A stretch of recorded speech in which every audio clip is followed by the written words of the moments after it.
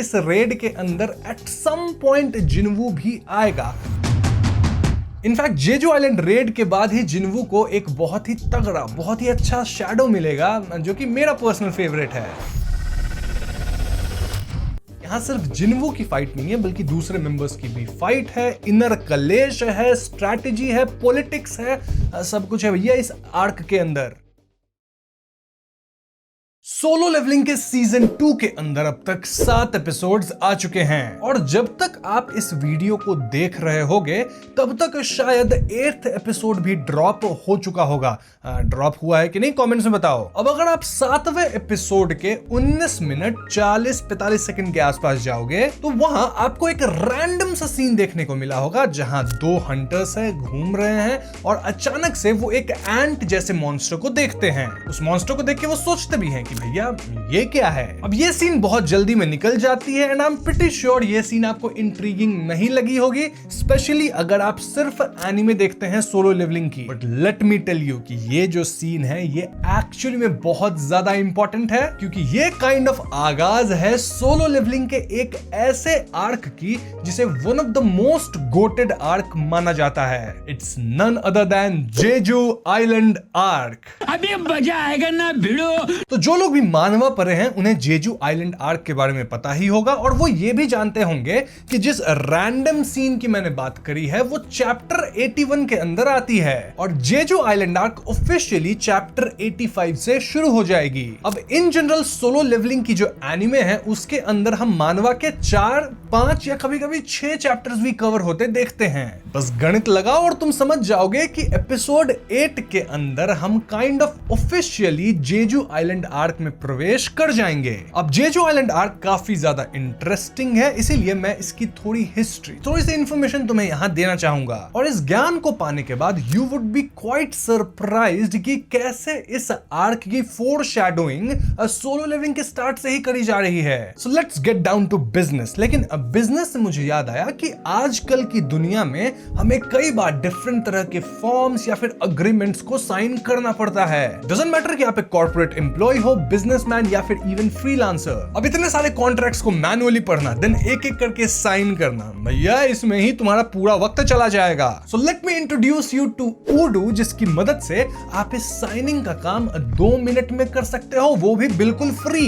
उडू एक revolutionary all in one business platform है जिसकी मदद से आप अपने बिजनेस को फुली मैनेज कर सकते हो। उडू पे कई सारे एप्लीकेशंस हैं, लेकिन अगर यहाँ हम साइन ऐप की बात करते हैं, यहाँ आपको सबसे पहले अपने कॉन्ट्रैक्ट का पीडीएफ अपलोड करना है, जिसके बाद आप डिसाइड कर सकते हो कि आपको डिफरेंट टाइप ऑफ डिटेल्स कहां चाहिए, लाइक नेम, ईमेल या फिर इवन सिग्नेचर। आपको बस ड्रैग एंड ड्रॉप करना है मित्रों, फिर सिलेक्ट करो कि कौन सी पार्टी को कौन से बॉक्सेस फिल करने हैं, देन कौन से बॉक्स मैंडेटरी है और किसको किस ऑर्डर में सिग्नेचर करना है, वगैरह वगैरह। बस फिर क्या है, क्लाइंट को सब मेल पे भेज दो और सिग्नेचर करने वालों के पास भी 3 ऑप्शन होगा, मतलब ऑटो साइन करना, साइन को ड्रॉ करना या फिर सिग्नेचर को अपलोड करना। ऑल्सो अगर आपका क्लाइंट काफी दिनों से रिप्लाई नहीं कर रहा है तो आप उडू से ही रिमाइंडर सेट कर सकते हो ताकि एक पर्टिकुलर इंटरवल पे आपके क्लाइंट्स को ऑटोमेटिकली रिमाइंडर्स मिलती रहे। देन उडू के डैशबोर्ड पे आप सारे कॉन्ट्रैक्ट्स का स्टेटस ट्रैक कर सकते हो। और क्या मैंने आपको बताया कि उडू का फर्स्ट ऐप बिल्कुल फ्री है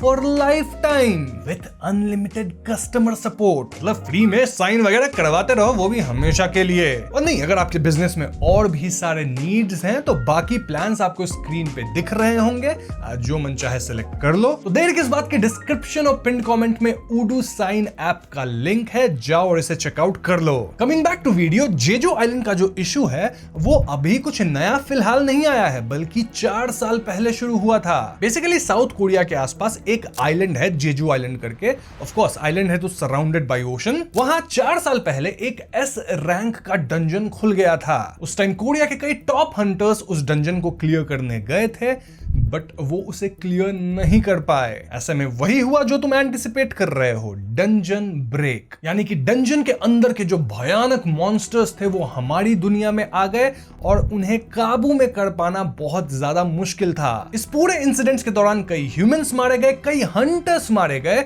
और ऐसे में ह्यूमैनिटी की तरफ से काइंड ऑफ एक डिसीजन आता है कि भैया हम लोग इस आइलैंड को अबैंडन कर देंगे। Now this was a great decision क्योंकि आइलैंड ऑफ कोर्स समुद्र से पूरी तरह से घिरा हुआ है। तो ये एंट जैसे जो मॉन्स्टर्स हैं वो हमेशा इस आइलैंड पे ही फंसे रह जाएंगे और मेन लैंड पे कोई प्रॉब्लम नहीं होगी। तो हाँ, इस आइलैंड को अबैंडन कर दिया गया, लेकिन भले ये आइलैंड अबैंडन्ड है, इसका मतलब ये नहीं कि गवर्नमेंट बार बार रेड ट्राई नहीं कर रही थी। They were still trying to clear out the monsters. In fact if I remember correctly, क्योंकि मैं रिवाइज नहीं किया हूं, काफी पहले पढ़ा था सोलो लेवलिंग, तो आई थिंक कि 3 बार रेड हुआ था जेजू आइलैंड पे। मतलब गवर्नमेंट 3 बार प्लान करी कि भैया जाते हैं पूरे फोर्स के साथ, हंटर्स के साथ, रेड करके मॉन्स्टर्स को खत्म कर देंगे, लेकिन उनके हाथ लगी सिर्फ असफलता। मतलब फेल हो गए रेड में, और जो गए थे रेड करने वो भी समाप्त हो गए। अब आप बोलोगे कि रहने दोनों मॉन्स्टर्स को उस आइलैंड पे, एक आइलैंड ही तो लिया है, प्रॉब्लम क्या है इसमें? वेल, प्रॉब्लम है क्योंकि वहां जो एंट वाले मॉन्स्टर्स हैं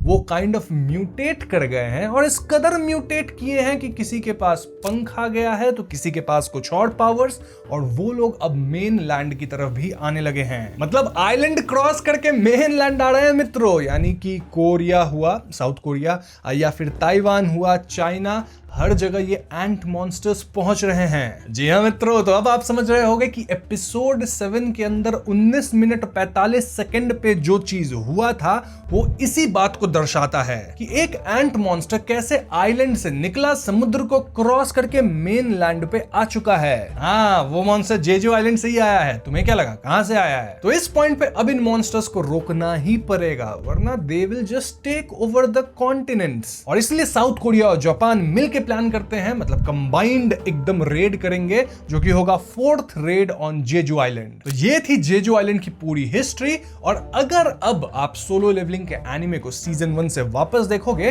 तो आपको कई बार हिंट्स मिलेंगे इस पूरे चीज की। मतलब एसोसिएशन वाले डिस्कस कर रहे थे जेजू आइलैंड के बारे में, जो कि उस वक्त आपको ऐसे ही लगा होगा कुछ बात है, लेकिन अब वो सेंस बनाएगी ना। ऑफ कोर्स, क्योंकि मानवा कंप्लीट है तो मुझे एग्जैक्टली पता है कि 4th रेड में क्या हुआ, बट यहां मैं बहुत स्पॉयलर्स देने के आज मूड में नहीं हो, तो मैं बोलूंगा एनिमे आ ही रही है, आप देख लो एनिमे जाके।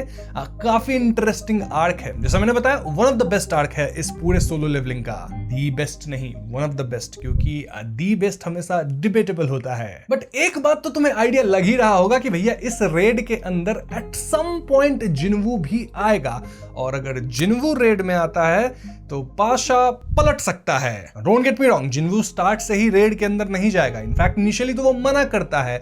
क्यों मना करता है? क्योंकि उसकी माँ इटर्नल स्लंबर से उठती है and he wants to spend time with his family. कुछ है, आप देख के समझ ही जाओगे। बट देन जब जिनवू रेड में एंटर करेगा तभी से सीन पूरी तरह से चेंज होगा। इनफैक्ट 4th रेड के अंदर एक बहुत गहरी साजिश भी है मित्रों, और वो क्या है जो मानवा पर है उन्हें पता होगा। इनफैक्ट जेजू आइलैंड रेड के बाद ही जिनवू को एक बहुत ही तगड़ा, बहुत ही अच्छा शैडो मिलेगा, जो कि मेरा पर्सनल फेवरेट है। जिन्होंने मानवा पढ़ा है वो कमेंट से बताना कि मैं यहाँ किसकी बात कर रहा हूँ। वैसे अगर आप में से कुछ लोग गुस्सा हो रहे हैं कि मैं ज्यादा इंफॉर्मेशन यहाँ नहीं दे रहा, तो होल्ड ऑन, क्योंकि तकरीबन 10 महीने पहले मैंने पूरे जेजू आइलैंड आर्क को बहुत ही शॉर्ट में एक्सप्लेन करके एक वीडियो बनाया था, तो वहां आपको सारी इंफॉर्मेशन मिल जाएगी। उस वीडियो को मैं लिंक कर दूंगा डिस्क्रिप्शन के अंदर, आप चाहो तो जाके चेकआउट कर सकते हो, अगर आपको हेवी स्पॉइलर से कोई प्रॉब्लम नहीं है, क्योंकि लाइट वाले तो इस वीडियो में भी मैं दे ही दिया। अब जेजू आइलैंड इसलिए इतनी गोटेड है क्योंकि एक तो इसको बहुत पहले से ही हाइप किया जा रहा था। देन यहाँ सिर्फ जिनवू की फाइट नहीं है, बल्कि दूसरे मेंबर्स की भी फाइट है, इनर कलेश है, स्ट्रैटेजी है, पॉलिटिक्स है,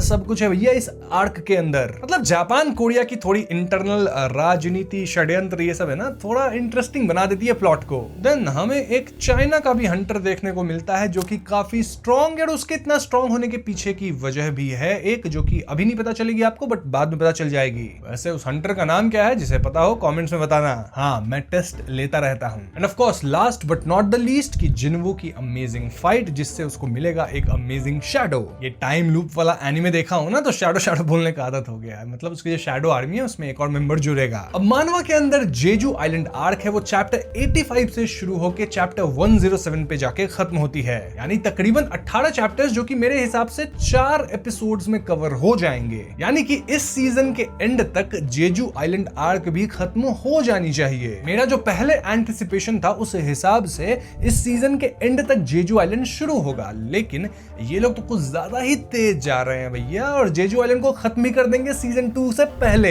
या सीजन 2 के एंड में, जो भी है। This anime is very fast मित्रों। Anyways I am pretty excited for the Jeju island arc, और आप लोग कमेंट्स में बताना कि आप लोग इसके लिए कितने एक्साइटेड हो। वीडियो पसंद आई हो तो लाइक और शेयर करना, चैनल पे नए हो तो हमें सब्सक्राइब भी करना। I will see you guys in the next one. Peace out.